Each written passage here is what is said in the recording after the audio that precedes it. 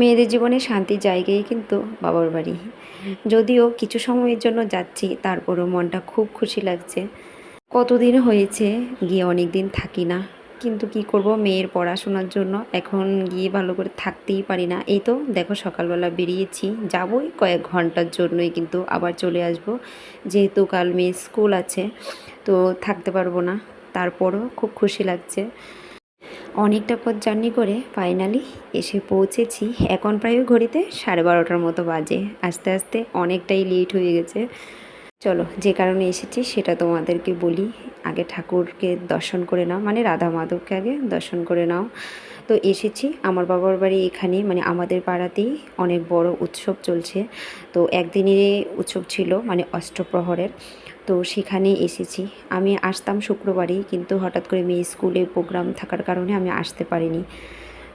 তো তোমরা তো সবাই জানো আমাদের মেয়েদের জীবনটা এরকম।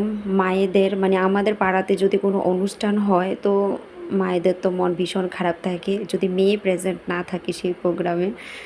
তো যেহেতু কিছুক্ষণের জন্য যাব, প্রথমে বলেছিলাম যে মা যাব না, কিন্তু মা তো এত ফোন করছিল যে আয় না একবার, সবাই এসেছে, তুই আসতে পারছিস না কেন।